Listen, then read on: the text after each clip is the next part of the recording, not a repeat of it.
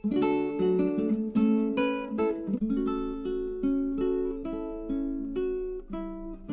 kan? Tuhan kan nggak pernah tanya lu mau dilahirkan nggak? Kalau tahu kita lahir di dunia, bahkan kita nggak pernah pilih bentuk muka yang kayak apa, nggak bisa pilih kan? Ada yang hidungnya mancung, ada yang pesek, bener nggak? Tapi disyukuri aja. Yang penting hidungmu satu, lubangnya dua menghadap ke bawah. Itu sudah normal, amin? Gak usah dimancung-mancungin. Kecuali lubangnya menghadap ke atas. Itu harus dioperasi. Bukan apa-apa kalau hujan masuk air. Mati dia bisa napas. Kalau udah begini bersyukur saja, amin? Yang kedua yang kita nggak pernah bisa pilih di hidup ini, mati. Ada di sini yang tahu tanggal matinya tanggal berapa? Nggak ada yang tahu kan? Bahkan cara matinya dengan cara apa kita kan nggak tahu kan? Kenapa kematian itu menjadi sebuah misteri dan rahasia Tuhan dalam hidup manusia? Kenapa saudara? Kita nggak dikasih tahu tanggal matinya itu kenapa? Supaya kita hidup berjaga. Jaga. Karena kita nggak pernah tahu bakal 5 menit yang akan terjadi ke depan. Bener nggak? Saya yakin tuh kalau orang dikasih tahu ya, nanti kamu itu akan mati tanggal 31 Desember 2030 seiring bubarnya Indonesia. Jangan dengar yang begitu pesimis. Indonesia akan menjadi terang bagi bangsa-bangsa. Karena ada Indonesia bubar, benar nggak? Kita lagi tidak berkampanye. Saudara, bener nggak ya? Kalau dikasih tahu tanggal mati kita tanggal 30 Desember, saya yakin tuh orang berdosa sampai tanggal 29. Bener nggak? 29 ya, nanti tanggal 28 lah, jangan sampai 29, besok udah mau mati gitu ya, 28 ya, tiba-tiba 29 mulai berubah. Tanya, hey bro mau kemana? Haleluya. Lu kenapa jadi aneh? Shalom. Kenapa jadi begitu? Mau mati besok.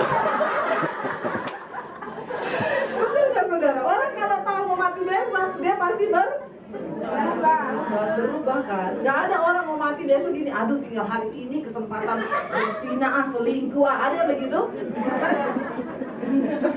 Kenapa Tuhan nggak kasih tahu tanggal mati kita tanggal berapa? Supaya engkau berjaga.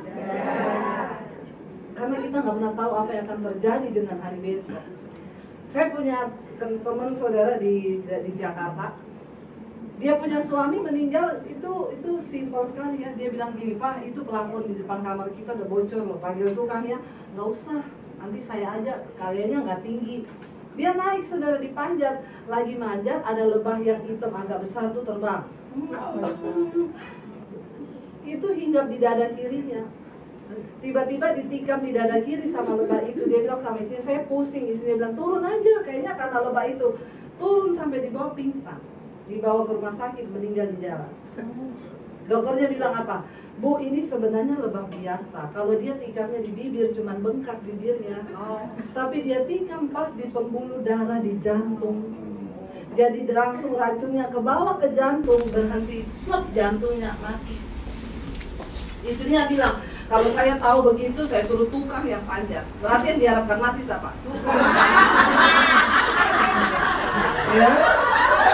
Saudara tahu nggak, kalau tukangnya yang manjat, maka ceritanya berubah. Istrinya akan bilang, suami saya meninggal, kenapa? Lagi tidur di kamar, lebahnya masuk kamar.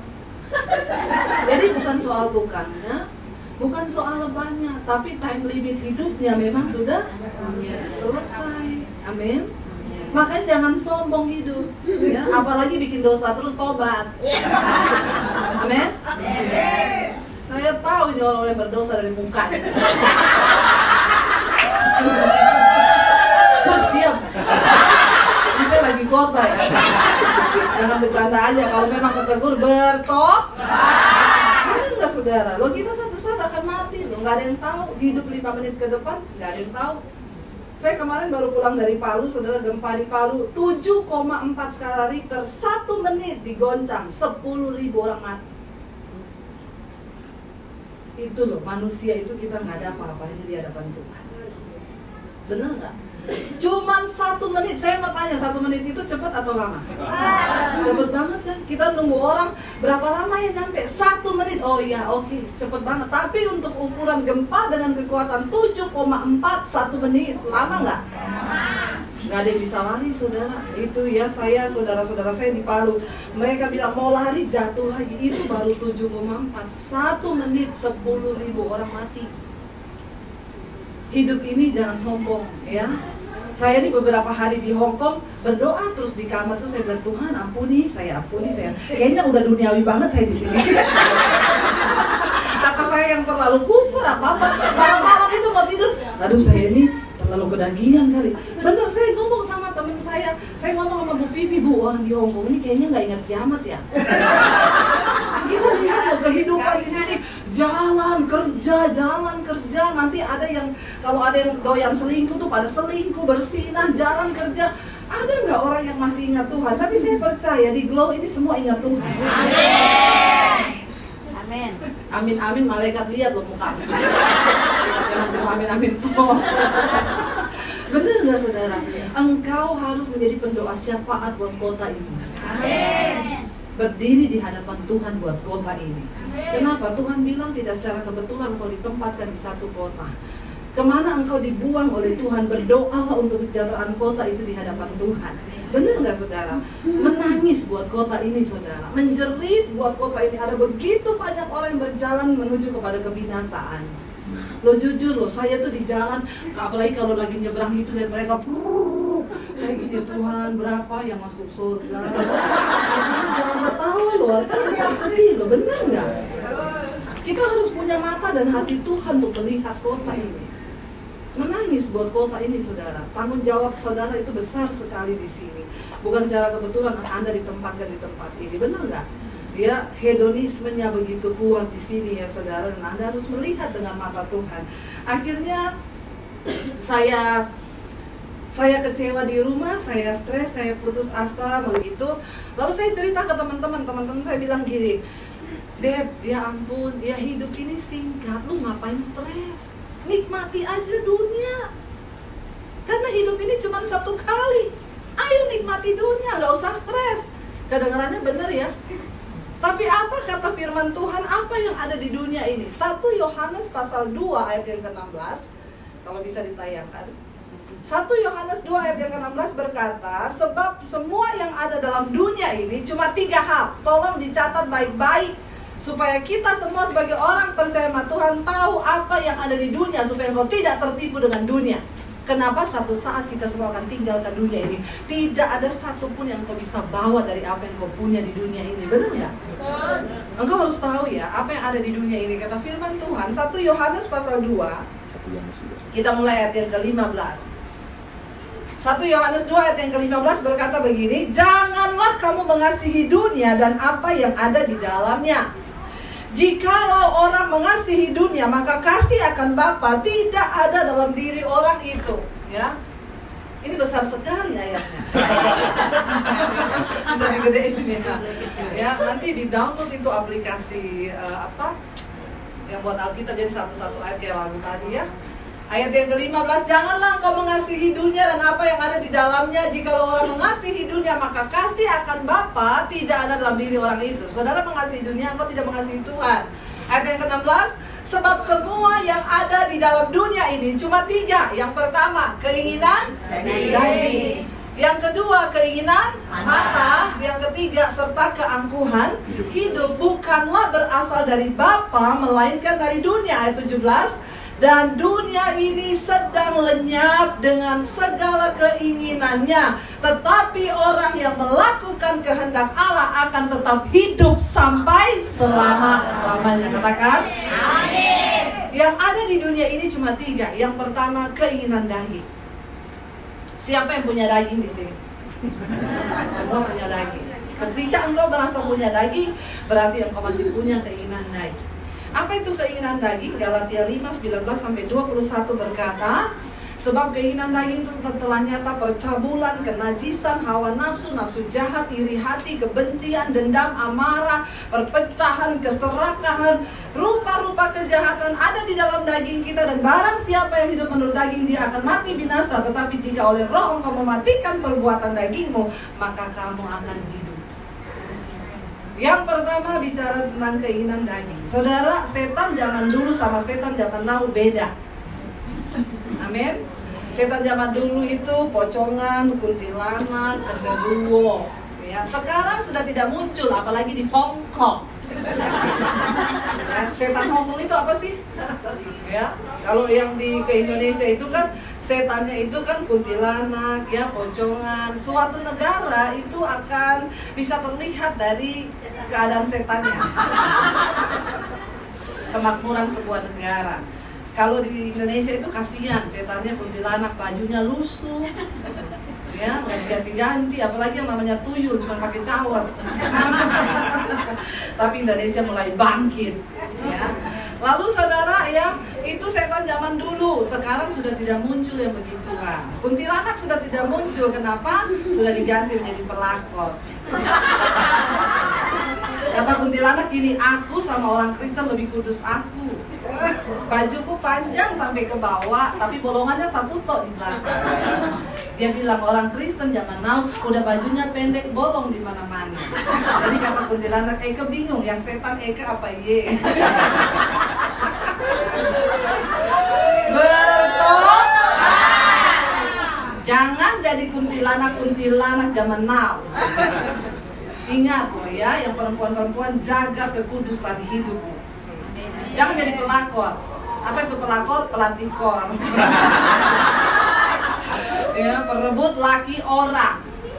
Di Indonesia banyak. Orang-orang di Indonesia itu sekarang saudara, mereka yang cewek-cewek yang belum menikah, nggak mau menikah sama yang bujangan. Katanya, saya nggak mau bu sama laki-laki bujangan, masa cicilannya panjang. Menikah sama cowok bujangan, nyicil rumah 15 tahun, kelamaan. Ya, kalau dapat bapak-bapak, om-om, kata dia, nah itu saya lebih tertarik sama bapak-bapak. Kenapa? Karena bapak-bapak itu lebih punya hati, harta dan properti. Bertobat. Jangan ya engkau gadaikan keselamatanmu hanya karena keinginan daging. Percabulan, kenajisan. Saudara, satu kali ada yang tanya sama saya gini, Bu, ibu kalau pelayanan ke daerah gitu banyak yang kerasukan nggak? Oh iya, sering saya kalau pelayanan daerah masih puji-pujian orang udah kerasukan. Kenapa ya Bu? Kalau di Jakarta atau di Hong Kong ada nggak yang kerasukan lagi ibadah? Nggak ada. Kalau dia tanya, kenapa ya Bu di kota-kota besar tidak ada yang kerasukan? Saya bertanya sama Roh Kudus loh, Roh Kudus kenapa ya? Kok di kota besar nggak ada yang kerasukan? Roh Kudus jawabnya begini, tahu nggak kenapa? Karena orang di kota besar, di gereja itu setan sudah tidak bekerja, setan cuma kontrol. Ya benar, setan cuma kontrol. Lancar coy, lanjutkan. Kenapa saudara? Ya, karena setan bilang gini, kita nggak usah kerja, dagingnya aja udah pada gede. Bener nggak? Ini daging tidak ada hubungan sama setan ya. Jadi kalau ada orang yang jatuh dalam perselingkuhan, kenajisan, jangan bilang gini, gara-gara setan Bu. Kasihan setan tahu. Bener nggak? Setan sampai protes sama Tuhan, Tuhan saya udah nggak mau jadi setan. Kenapa? Manusia lebih setan dari setan. Jangan jadi setan. Ya, bertobat. Bener nggak? Apa-apa salahin setan. Kata setan gini, ih sial banget ya, enak di lu, sial di gua. Yang selingkuh lu, yang sial gua. Dagingmu itu gak ada hubungannya sama setan. Percabulan, kenajisan, segala hal-hal kecemaran itu tidak ada hubungan sama setan. Itu hubungannya sama daging. Makanya Rasul Paulus berkata, aku melatih dagingku, tubuhku ini, dan menguasainya seluruhnya, supaya jangan sampai setelah aku memberitakan Injil, aku ditolak sama Tuhan. Saudara bisa batalin, kita keselamatannya bisa batal nggak? Bisa. Bukan Tuhan yang batalin, Anda sendiri karena Anda tidak mau taat dan Anda mengikuti keinginan dagingmu. Yesus sudah mati satu kali untuk selama-lamanya. Dia menjatuhkan kutuk atas daging, saudara. Jadi engkau yang hidup jangan lagi dikuasai oleh daging. Amin. Ya, keinginan daging di situ. Ya. Lalu di sana dikatakan yang kedua ada keinginan mata. Saya mau tanya, mata kita ini ada puasnya nggak? Ya. Biasa aja enggaknya. Nggak usah terlalu bersemangat. Ya, mata kita ini nggak ada puasnya. Ya. Tadinya cuma naik sepeda, pengen naik mobil, punya rumah 1, pengen rumah 3. Langsung 3 lah. Itu keinginan dagingnya. Terus langsung 3. Ya, bener nggak ya? Pengen terus keinginan daging. Yesus bilang hati-hati. Mata adalah pelita tubuh. Jika matamu jahat, maka jahat seluruh tubuh. Jika matamu gelap, maka gelap seluruh tubuhmu. Bagaimana engkau memandang dunia ini? Orang yang memandang dunia ini adalah kekayaan materialistis, maka dia akan mengarahkan segala tenaganya untuk mencapai itu. Di Jakarta, bukan di sini. Insya Allah. Saya di Jakarta ditelepon satu wanita cantik, Bu, Ibu bisa datang ke apartemen saya nggak? Saya pengen mati, Bu, pengen bunuh diri. Jangan bunuh diri dulu, tunggu saya datang. Saya datang, saudara. Ya, apartemennya mewah di Sudirman. Dia bilang, saya sudah di lobi. Oh ya, Ibu tunggu bentar, 5 menit lagi saya nyampe. Tadi saya udah keluar sebentar beli sesuatu. Saya tunggu di lobi, dia datang pakai Mercy terbaru. Dia turun, saudara, pakai tas yang 500 juta. Pakai berlian, pokoknya dia sekali jalan 1,5 M. Sudah sama tas sama berliannya gitu ya. Lalu teman mainnya Syahrini, maju cantik, mundur cantik. Saya nggak tahu kalau kepleset cantik nggak. Ya, nggak usah dibayangkan orang kepleset. Ya, lalu dia datang, ayo Bu naik, sampai di atas. Dia kenalan sama saya bilang, kenapa? Iya Bu, aduh Bu, ya saya tuh dengerin khotbah Ibu, kayaknya saya ditampar-tampar deh. Kenapa? Ibu, saya mau ngaku sama Ibu, saya ini peliharaan. Saya kaget, kenapa ada perempuan cantik dipelihara? Biasanya kan yang dipelihara itu apa, saudara? Anjing atau kucing, ya. Makanannya kan dog food ya. Kalau wanita cantik makanannya apa? Dipelihara. Lalu saya bilang sama dia, kamu itu hidup dalam kemunafikan ya. Mercy terbaru, tas 500 juta, berlian ratusan juta, tapi kamu hidup dalam kemunafikan. Saya tahu jiwamu tuh gak bahagia. Iya Bu, makanya Bu, saya berapa kali pengen mati, bunuh diri. Saudara, tidak ada satupun yang bisa menggantikan kebahagiaan dalam hidupmu. Orang yang paling bahagia di dunia ini bukan orang kaya, tapi orang yang hidup dalam kebenaran dan kekudusan. Amin. Benar, engkau hidup dalam kebenaran, dalam kekudusan. Biar cuma makan nasi sama sambal happy. Benar nggak? Pengalaman ya? Yang tiap hari makan nasi sama sambal. Ya, nggak apa-apa. Saya juga sering di rumah. Ya, biar cuma goreng tempe, makan sambal, udah happy hati. Kenapa? Tidak ada setan yang tuduh hidup kita. Itulah orang yang paling bahagia di dunia ini, benar nggak? Ketimbang orang kaya makan di restoran mewah, ada dosa, stres otak, mati. Iya, benar. Pengen mati, bunuh diri. Saya bilang, kamu menipu diri sendiri. Untuk apa engkau peroleh dunia dan segala isinya, tapi engkau kehilangan nyawamu? Makanya saya telepon Bu Debbie, Bu, doain saya Bu. Kamu mau ikut Yesus sungguh-sungguh? Iya Bu. Siap miskin gak? Ya nggak usah miskin. Susah kan, saudara? Loh, kalau kamu mau ikut Yesus harus siap miskin. Ya nggak usah Bu. Siap miskin, saya nggak bilang harus miskin, tapi harus siap miskin. Bener nggak? Lihat nggak orang kaya yang diuji sama Yesus? Pulang jual semua milikmu, ikut aku. Sangat menyesal dia. Kenapa? Karena banyak harta. Dia lupa Tuhan cuma suruh tinggalin hartanya, tapi engkau ikut sumber berkatnya. Wah enggak? Ketika engkau kehilangan segala sesuatu, engkau dapat sumbernya. Wow enggak? Biasa aja. Kayaknya wownya emosi. Makanya orang bilang hal mendapatkan kerajaan Allah, Yesus bilang ibarat seorang orang yang mendapatkan kerajaan Allah, dia menggali tanah, dia dapat kekayaan yang tidak ternilai, dia pulang, dia jual semua miliknya cuman untuk beli sebidang tanah itu. Kenapa? Karena dia tahu ini lebih berharga dari semua yang dia punya.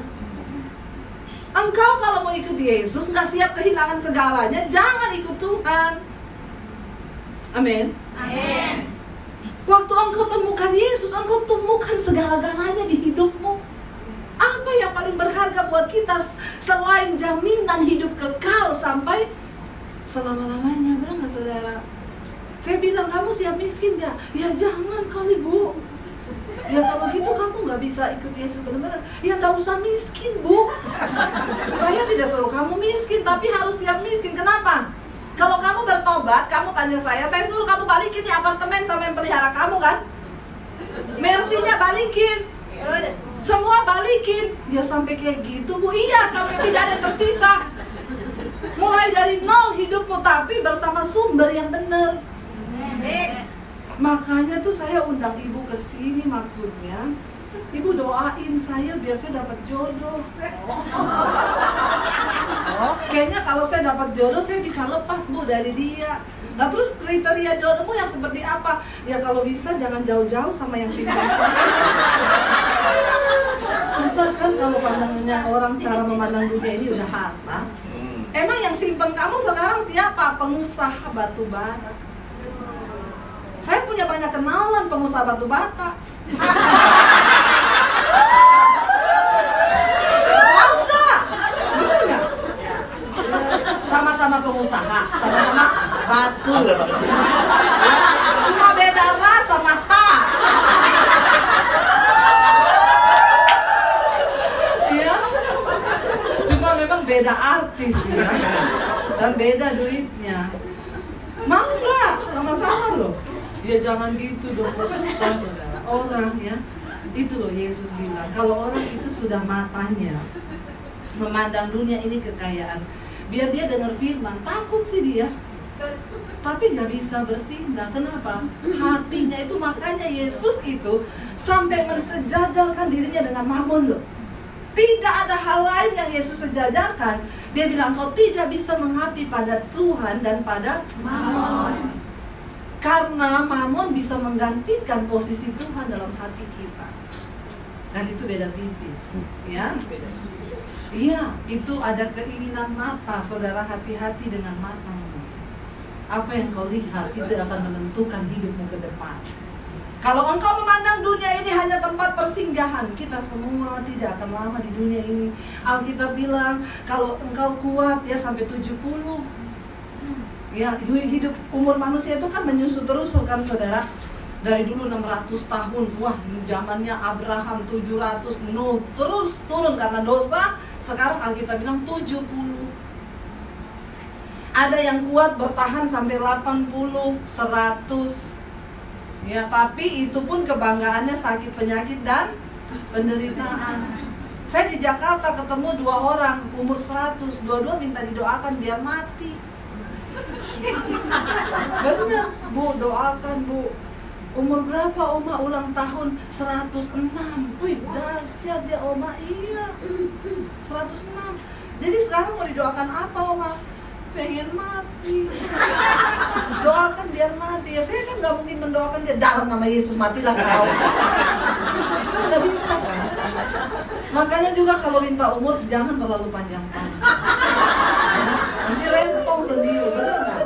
Ya, kalau nggak bisa mati rempong juga loh. Ternyata kematian itu Alkitab bilang sebuah keuntungan. Kenapa? Karena orang kalau nggak mati-mati sisa. Siapa yang udah siap mati? Ayo mau tahu di sini yang sudah siap mati angkat tangan. Yang belum siap mati angkat tangan. Yang bingung angkat kaki. Kayaknya banyak yang bingung.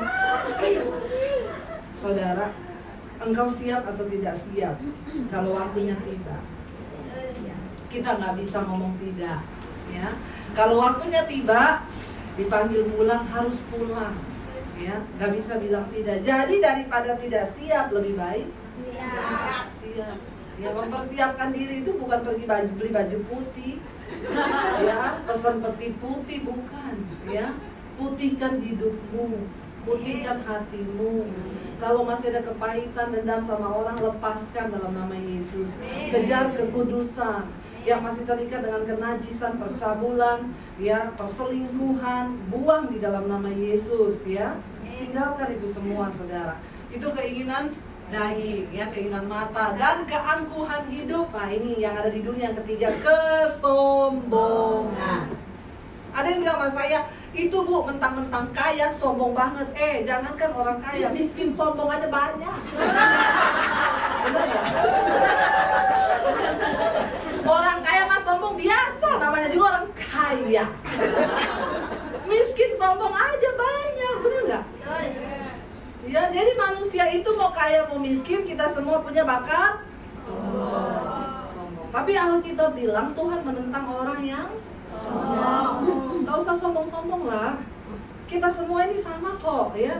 Mau kaya mau miskin nanti mati, ya, kembali jadi tanah. Kita semua sama, tercipta dari tanah. Tapi kalau hidupmu terlalu banyak masalah, jangan-jangan engkau dicipta dari tanah sengketa. Harus didoakan pelepasan ini. Ya. Jadi saudara, kita berdoa ya, nggak usah sombong. Kadang-kadang karena kesombongan banyak orang menyiksa diri, ya. Ingat loh, Alkitab hukum fisika bilang tekanan itu berbanding lurus sama gaya. Hidup itu murah, yang mahal itu apa? Gaya. Tapi ingat, hukum fisika bilang tekanan berbanding lurus dengan gaya. Artinya semakin banyak gayamu, semakin banyak tekananmu. Jadi bilang kanan kiri, nggak usah banyak gaya, biar tidak banyak tekanan. Benar nggak? Ya, itu hukum fisika yang alkitabiah. Tekanan berbanding lurus sama gaya. Makin banyak gaya, makin banyak tekanan. Jadi tidak usah banyak gaya. Hidup biasa aja, amin. Saudara tahu orang yang berbuat dosa itu nggak mungkin bahagia hidupnya. Hampa. Ya, pada akhirnya apa yang kita temukan? Ya nggak ada apa-apa, ternyata cuman kehancuran. Karena iblis itu datang untuk mencuri, membunuh, dan membinasakan. Akhirnya pada ujungnya apa? Pengen mati. Ya, pengen bunuh diri. Ada yang sudah pernah mengalami itu? Pernah. Ya, banyak pasti ya. Bener, kita dapat kehampaan, gak dapat apa-apa. Saya gak dapat kasih sayang, lalu pengen mati, bunuh diri. Saat itu saya bertanya, Tuhan, Engkau tuh kurang kerjaan banget sih ciptakan saya ke dunia. Ngapain lu ciptakan saya cuma untuk mati, bunuh diri? Apalagi saya gak kenal Tuhan. Ya, saudara, yang kita butuhkan tuh bukan agama sebenarnya, tapi Tuhan yang benar. Karena tidak ada satupun agama yang bisa menyelamatkan orang, termasuk agama Kristen. Yesus berkata, bukan setiap orang yang berseru padaku Tuhan, Tuhan akan masuk dalam kerajaan sorga, tetapi mereka yang melakukan kehendak Bapa. Apa yang kita butuhkan? Tuhan yang benar. Dan Yesus adalah Tuhan yang benar buat setiap kita umat manusia. Akhirnya saudara, saya mau bunuh diri, saya cerita sama teman saya, dia bilang ini gitu dunia hancur, makin hancur, pengen mati, bunuh diri. Lalu saya mulai bertanya, Tuhan, saya tahu Tuhan itu ada dan cuma satu. Agama boleh ada 5 atau 10, tapi Tuhan yang benar itu cuma satu. Saya pengen ketemu Tuhan yang benar itu sebelum saya mati. Saya tahu kalau saya bunuh diri Tuhan pasti puas ya, seneng ya, saya masuk neraka. Kan kurang kerjaan banget kan? Kalau kita pikir-pikir, ngapain sih Tuhan ciptakan kita, lalu kita berdosa lalu masuk neraka kan? Saya tanpa pemahaman yang benar, saya stres, bukan cuma keluarga yang saya salahin, Tuhan juga saya marahin. Ya, itu orang stres tingkat tinggi saudara. Lalu saya pengen mati, bunuh diri, saya udah tulis surat sama orang tua saya minta maaf, tapi Mami saya ada banyak dosa gini-gini, saya pengen mati, kalau saya mati tolong ampuni dosa-dosa saya. Malam itu saya bilang, Tuhan sebelum saya mati, saya pengen ketemu Tuhan yang benar. Lalu malam itu saya dilawat Roh Kudus, singkat cerita aja. Ya, saya dilawat Roh Kudus, saya bertobat, ya saya nangis malam itu hampir 1 jam, cuman menangis pertobatan minta ampun. Akhirnya saya cari gereja. Saya cari gereja saudara, ya pelan-pelan saya cari gereja nyanyi-nyanyi karena saya suka nyanyi. Saya cari gereja nyanyi-nyanyi, saya masuk ke satu gereja, ya asirnya itu begini. Shalom. Belok kanan, belok kiri, duduk pojok. Saya tuh pikir ini asyir apa tukang parkir. Ya, jadi tolong ya di sini ya, yang asyir-asyir. Anda itu harus sigap melihat orang datang disambut, apalagi orang baru, bener nggak? Saya datang duduk diam pulang. Tolong kalau yang nggak bisa senyum jangan jadi asyir. Kayak muka-mukanya tampaknya sangar begitu ya. Mending Anda jadi pembawa kolektan saja. Jadi cocok itu. Karena wajah Anda mengintimidasi. Ya benar nggak saudara ya? Jangan sampai gini, orang tuh datang dari rumah kadang bawa masalah kan, ketemu hasil yang diurapi Tuhan, senyumnya itu ya shalom ibu, shalom bapak, orang masih di depan rontok udah masalahnya. Tapi kalau ketemu hasil yang tidak diurapi Tuhan, apalagi nggak bisa senyum, dia datang orang nggak ada masalah, lihat mukanya bermasalah. Benar nggak saudara? Kalau nggak bisa senyum, jadi tukang pembawa kolektor. Karena Anda punya roh mengintimidasi. Nah, jadi kalau ada gini orang mau kasih istimewa dulu. Iya Pak, saya tunggu. Ya, saya datang di gereja itu, saya datang duduk diam pulang nggak dapat apa-apa. Saya minggu depannya saya cari gereja lain lalu saya keliling-keliling, nah dapat tuh gereja. Masih dari jauh orangnya udah senyum. Begitu dekat saya, dia gini, shalom, orang baru ya. Saya langsung gini, kok tahu?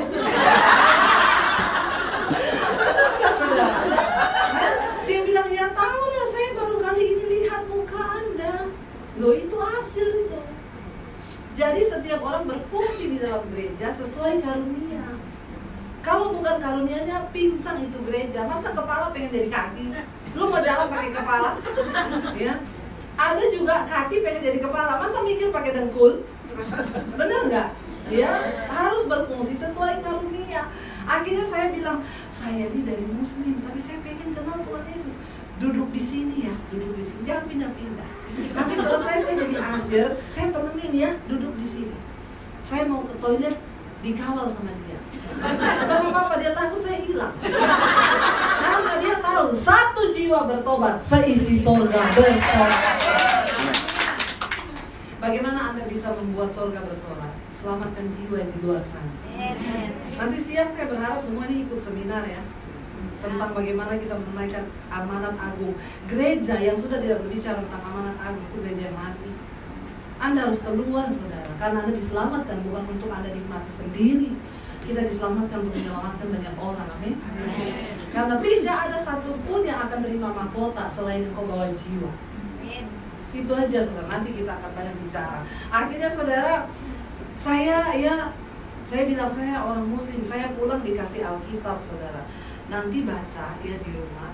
Kalau mau tanya-tanya apa-apa, nanti jam 2 siang itu kita setiap hari ada doa syafaat di sini.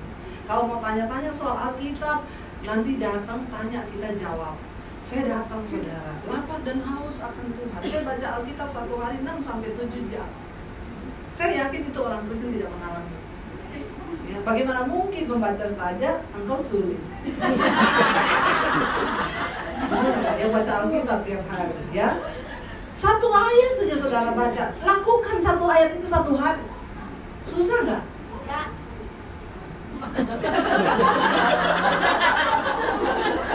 Ya, bacanya nggak susah, lakukannya susah. Susahnya auzubillahi minasyaitonirrajim.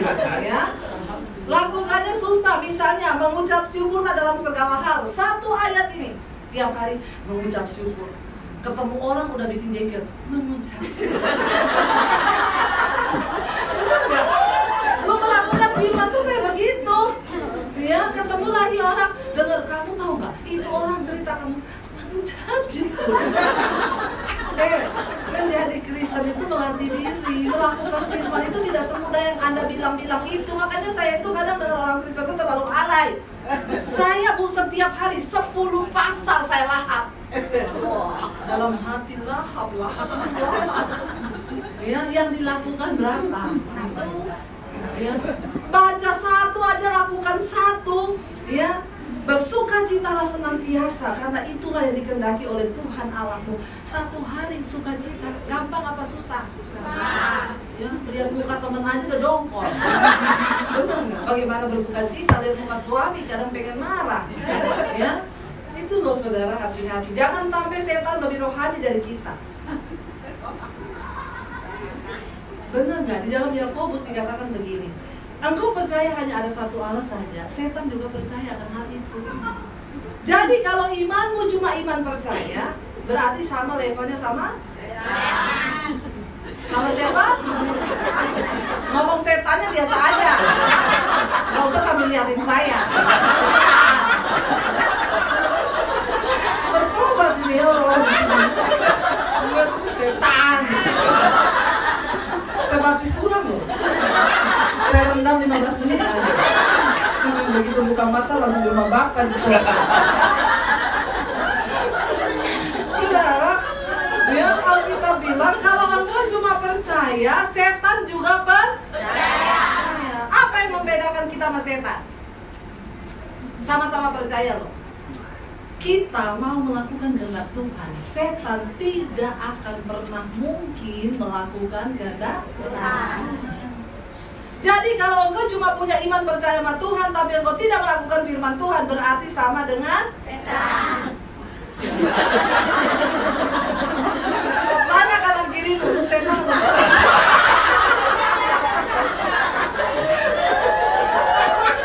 Ya, tapi saya senang di sini loh. Udah di setan-setanan kan.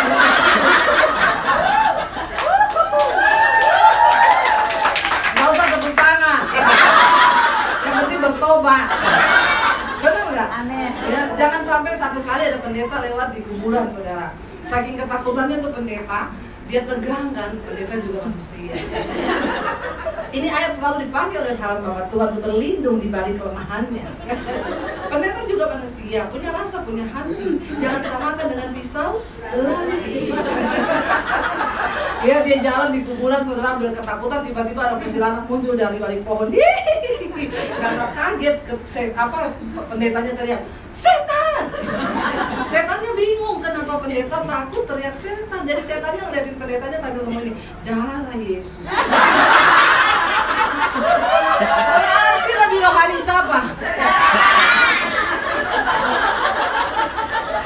Nah, ini pendeta mungkin di rumah kalau lihat istri setan, lihat anak setan, terbiasa ngomong setan. Jadi waktu dia setan, harusnya pendeta kan kalau takut ngomongnya apa? Darah Yesus, ya, bener nggak? Kalau lagi apa? Darah Yesus. Masa takut setan? Jadi setan ini darah Yesus. Itu pernah terjadi, saudara, di satu gereja. Lagi ada perayaan, saya datang lebih awal. Ada worship leadernya, ibu-ibu dua lagi nata-nata kue. Tiba-tiba kuenya jatuh, latah. Kuenya jatuh, setan yang monyong isi. Saya jauhin ibunya, Bu. Ibu tadi waktu jatuh latah ngomong setan. Setan yang lihat ibu ngomong ini, darah Yesus. Anda di gereja mau rohani kayak apa? Di luar sana setan lihat hidupmu. Kitab Ibrani berkata, di sekeliling kita tuh banyak saksi. Bukan hanya mata Tuhan yang melihat hidupmu, tapi setan juga mengawasi engkau. Kita nggak bisa lihat setan, tapi setan bisa lihat kita. Jadi mau hebat-hebat di sini nyanyi ya, bangkit, serukan nama Yesus. Di luar sana, monyong setan. Setan yang ngomong itu teman kita juga. Gak apa-apa, dia ke gereja terus biarin aja. Teman kita seperguruan. Apa itu hidup Kristen? Apa itu ibadah yang sejati waktu engkau keluar dari pintu gereja? Bagaimana hidupmu di luar sana? Walaupun gak ada yang lihat, tapi mata Tuhan melihat. Jangan bikin malu setan, jangan bikin malu Tuhan di hadapan setan, tapi bikin malu setan di hadapan Tuhan. Amin. Ingat gak peristiwa Ayub? Dia bilang, setannya bilang, Tuhan, ya, Tuhan tanya, dari mana kamu, Tan? Dari keliling-keliling dunia. Jadi setan itu kerjaannya keliling-keliling dunia. Ngapain? Ya, melihat-lihat anak manusia. Siapa tahu ada yang bisa dicobai. Terus Tuhan tanya, kamu udah lihat Ayub? Udah Tuhan. Setia kan? Hidup kudus kan? Tidak bercela. Setannya ngomong, iya karena engkau lindungi semua kekayaannya. Coba kasih saya jamah. Berarti kan setan itu melihat hidup kita kan? Jadi jangan cuma jadi Kristen di gereja. Engkau pulang bagaimana kehidupanmu di luar sana, itulah kekristenanmu. Ini saya sampai jam berapa?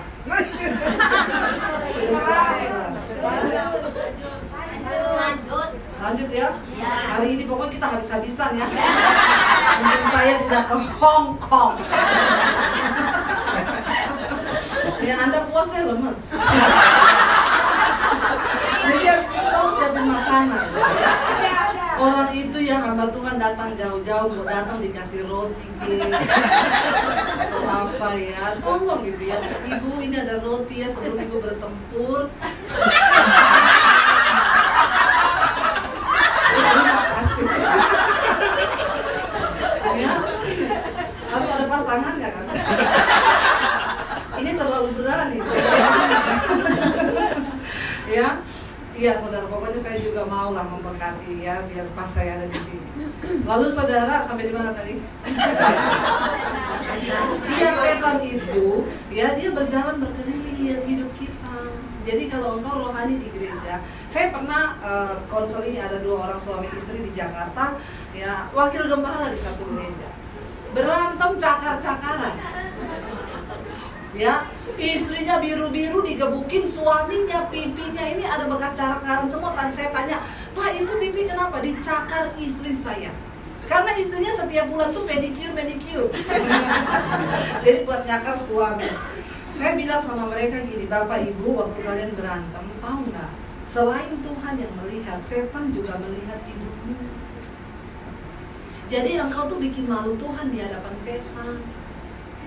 Ya. Setan bilang, Tuhan wakil gembalamu tuh ya, berantem tuh lihat pukul-pukulan. Makanya saya bilang orang itu yang hebat-hebat bahasa roh, jangan cuma di gereja sih. Waktu di rumah mau berantem, pakailah itu bahasa roh.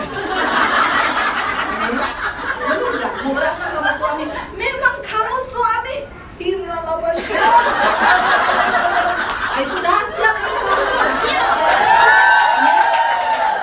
Jangan cuma di gereja udah sampai langit ke-7, sampai malaikat juga keriting dengarnya. Ya di rumah tuh dipraktekkan, diterima. Amin ibu-ibu, bapak-bapak. Ya, jadi kita ini jangan cuma jadi Kristen teori ya. Kenapa? Karena setan lihat hidupmu loh. Gerak-gerikmu tuh setan lihat. Ini sudah sampai di tadi ya, ini luar biasa ya. Jikalau orang mengasihi dunia dan ada, ya coba tolong ayat yang tadi, yang ayat 16 saudara, ya kesombongan itu tadi ya, serta keangkuhan hidup bukan berasal dari Bapa, melainkan dari dunia. Akhirnya saya terima Yesus, saya mulai bertumbuh dalam iman. Saudara, kekristenan itu bicara tentang engkau mengenal Tuhan, engkau jadi murid Kristus, lalu hidupmu berubah. Ya, mau sehebat apapun karuniamu, sorry ya, kalau karaktermu tidak berubah, ya nggak usah ngomong. Ya, mau lu pendeta, gembala, 50.000, 10.000, ya kalau karaktermu nggak berubah, percuma. Yang paling tahu kita ini berubah atau tidak orang terdekat kita. Saya selalu tanya sama suami saya ini udah berubah apa belum? Karena dia mengenal saya, hampir 20 tahun kami menikah. Dia yang tahu bagaimana karakter saya, benar gak saudara? Nggak ada orang lain yang lebih, saya bisa hebat di mimbar, tapi kan karakter saya di rumah siapa yang tahu? Ya suami saya kan. Makanya saya selalu bilang pernikahan itu adalah menggenapi rencana Tuhan. Kita dibentuk, ya kalau ada orang bilang, saya selalu bilang gini, jangan pernah membangun pernikahan di atas dasar cinta. Cinta itu prayer. Bener gak? Makanya ada pepatah yang bilang makan tuh cinta. Ya, karakter itu dibentuk, membangun pernikahan itu di atas dasar kasih. Karena cinta itu cenderung menuntut. Kalau yang dituntut sudah habis, maka cinta pun habis. Ada uang abang di saya. Tidak ada uang abang di kok hafal semua. Semangat lagi, tendang. Tobat. Ya, tapi kalau kasih itu lebih cenderung memberi, berkorban tanpa berharap kembali. Ini yang harus kita punya dalam pernikahan. Cari orang cocok di dunia ini. Kalau ada orang saya ketemu belum menikah ya, belum bu. Kenapa? Belum ketemu yang cocok. Saya kasih selamat tidak menikah seumur hidup. Cari orang yang cocok ada nggak? Ya, nggak ada yang cocok di dunia ini, saudara. Ya, saya itu ketemu suami saya orang Solo, saya Solo. Jadi saudara bisa bayangkan perbedaan kami. Orang Solo itu kalau ngomong pelan, nadanya pelan, rendah, banyak berhentinya. Nyaris tak terdengar. Orang Sulawesi kalau ngomong nadanya tinggi, nggak bisa berhenti, non rem. Ya, nadanya tinggi, ngomong terus. Jadi pertama kami menikah, kita nih ketemunya di gereja loh.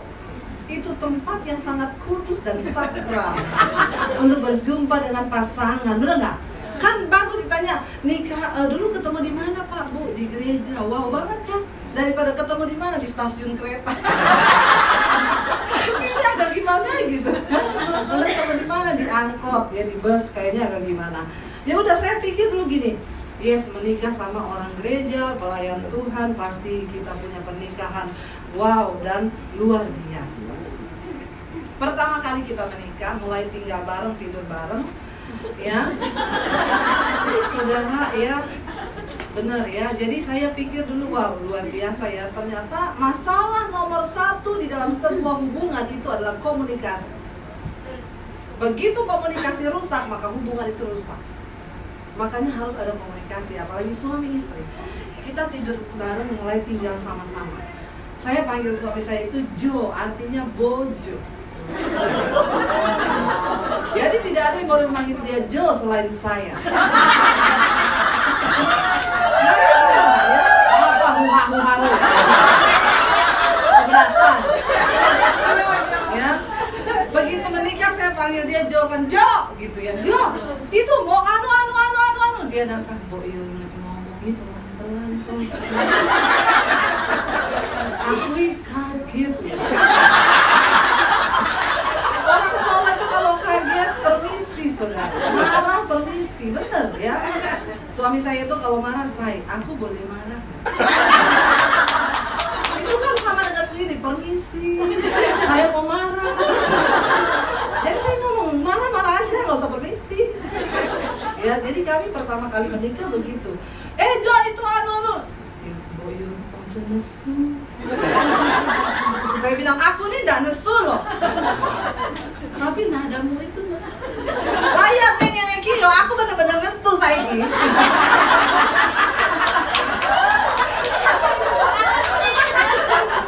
Ya, saya disuruh gini. Non, Boyun ngomongin pelan-pelan toh. Kau itu kudu belajar ngomong Jawa. Saya bilang, ya nggak bisa, orang saya lahir puluhan tahun di Sulawesi, emang adanya ngomongnya udah begini. Ojo ngomong ora iso. Ngomong iso. Ora iso. Saya balik sama dia ngomongin, coba kamu ngomong kayak orang Sulawesi, bisa nggak? Ya ora iso. Ya kan sama berarti nggak iso. Ya, benar saudara. Besok saya ngomong lagi gitu, dia ngomong, Nek kui ngomongin nadanya tinggi ngomongin, aku iso kena serangan jantung. Pokoknya aku kena serangan jantung mati piye. Saya ngomong, ya saya jadi janda lah. Ya, Gus. Itu nanti ngomong lagi, kowe gini ngomongin kaya wong Solo kuwi. Kurangi siti. Ora usah dhuwur-dhuwur. Ya saya bilang nggak bisa. Setiap hari sampai saya bilang, kamu itu kan nikah sama Dewi Basir, bukan Sri Rezeki. Kalau mau gitu kamu kawin aja sama Sri Rezeki. Bener nggak?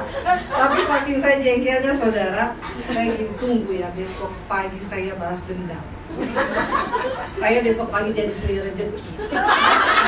Dia kapok. Saya bangun dia pagi-pagi,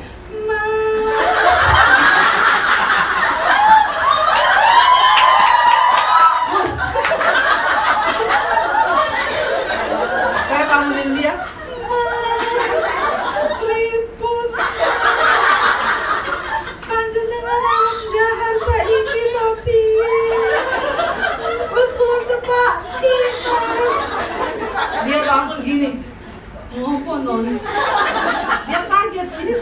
dari mana.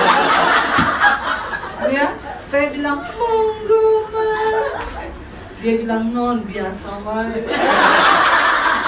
Saya bilang, bukan apa-apa. Saudara tahu satu hari dari pagi sampai malam saya ngomong begitu. Ayo mas, kenapa begini? Ya, terus apakah kita jadi cocok? Yang ada, saya mau sinting, dia mau gila. Sampai udah mau tidur malam, dia bilang, wes tostai, bukan apa-apa.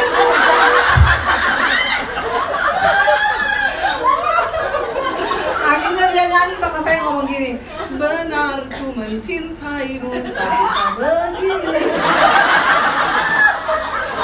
Akhirnya saya tanya, jadi sekarang mau nikah sama Debbie Basir atau Sri Rezeki? Sama Debbie Basir aja. Saudara, sampai hari ini kita berdua ini nggak cocok. Bener, omong kosong kalau ada orang bilang dia suami istri itu cocok, bohong. Apa yang bisa mencocokkan kita cuma satu, firman Tuhan. Waktu istri tunduk kepada firman, suami tunduk kepada firman, jadi cocok. Ada orang lahir, saudara, dia kembar siam, badannya satu, kepalanya dua. Mamanya ditanya waktu besarkan mereka ada kendala, waktu masih kecil tidak ada kendala. Tapi ketika mulai dewasa ada kendala. Kenapa? Kepala yang satu pengen pakai baju merah, kepala yang satu pengen pakai baju biru. Berantem, gigit-gigitan. Satu jantung, satu hati, satu badan, satu DNA, satu kandungan. Tapi karena punya dua kepala, dia punya dua otak, jadi bisa beda. Itu yang satu hati satu jantung bisa berantem, apalagi suami istri. Datang dari kandungan yang berbeda, DNA-nya berbeda, jantungnya berbeda, hatinya berbeda, latar belakang budaya berbeda, bisa berantem nggak? Bisa. Semangat sekali. Hobi ya. Ya. Kenapa saudara? Ya sampai detik ini kita nggak cocok. Tapi saya puji Tuhan. Kenapa saya cari orang yang juga sudah di dalam Tuhan? Ya saya tunduk pada firman, dia tunduk pada firman. Kita punya komitmen, berantem nggak lebih dari 5 menit. Susah nggak? Awal-awalnya susah. Tetapi setelah kami melakukan, puji Tuhan loh. Sampai kadang kita tuh saling ngomong, say, kita udah lama nggak berantem ya? Berantem yuk. Benar saudara, ketika kita bisa menundukkan diri kepada firman, itu luar biasa. Saudara, Alkitab bilang ketika satu orang bertobat, seisi rumah akan diselamatkan. Satu orang bertobat loh, bukan satu orang jadi Kristen. Karena Kristen tanpa pertobatan tidak akan berdampak apa-apa. Makanya saya itu nggak tertarik suruh-suruh orang paksa dia masuk Kristen. Ya, karena bukan Kristennya, tapi orang ini berjumpa nggak dengan Tuhan secara pribadi. Waktu kita berjumpa dengan Tuhan secara pribadi, maka kita akan mengalami perubahan dalam hidup ini. Saudara masih siap sampai sore kan? Siap. Saya ini dari jauh-jauh dari Indonesia. Ya, saya nggak pulang. Saudara kalau sampai pulang kebangetan. Ya, jadi sampai sore nanti saya akan lanjutkan nanti sore. Bagaimana saya akhirnya tinggalkan keluarga dengan air mata. Papi saya bilang, kamu keluar dari rumah ini jangan bawa ijazah. Kalau di sini ada yang datang bekerja dari Indonesia, jangan pikir hidupmu itu yang terlalu berat. Saya sudah pernah melewati, Anda bekerja digaji kan? Saya enggak. Cuma untuk numpang makan. Saya keluar dari rumah tidak bawa ijazah, nggak bawa apa-apa. Papi saya bilang, saya mau lihat kamu keluar dari rumah nggak bawa ijazah. Yesus kasih makan kamu bagaimana? Saya mau lihat Yesus mau sanggup kasih makan kamu. Tapi saya cuma percaya, saya ikuti Tuhan yang dahsyat. Amin. Kalau Anda bekerja dibayar, saya bekerja tidak dibayar. Cuci baju, nyapu, nyetrika, masak, tidak dapat bayaran. Cuma numpang makan. Lanjutkan nanti sore kita ya, jadi biar kita break dulu karena di sini masih ada sesi. Saudara, menjadi Kristen itu ya, yuk kita sungguh-sungguh. Yesus bilang engkau harus diubahkan. Apa itu menjadi Kristen? Hidupmu dipindah dari dalam gelap masuk ke dalam terang yang ajaib. Karena saya punya suami ini pemain piano Pak, jadi ya biar diajak maju, yang lain tidak bisa maju. Ya, saya pengen kita sama-sama Cari Tuhan, saudara. Kenapa? Karena semua yang kita lakukan tanpa perjumpaan dengan Tuhan itu menjadi sia-sia. Saya berdoa biar kita hari ini datang, ya, kita mau berjumpa dengan Tuhan secara pribadi. Kita mau sembah Tuhan, kita mau minta perkenanan Tuhan untuk merubah hidup kita menjadi seperti yang Dia mau, bukan seperti yang kita mau. Jangan tangisi terus masa lalumu. Kenapa? Tuhan gak sanggup mengubah masa lalu, karena itu sudah terjadi. Tapi Dia sanggup mengubah masa depan menjadi masa depan yang penuh dengan harapan. Seperti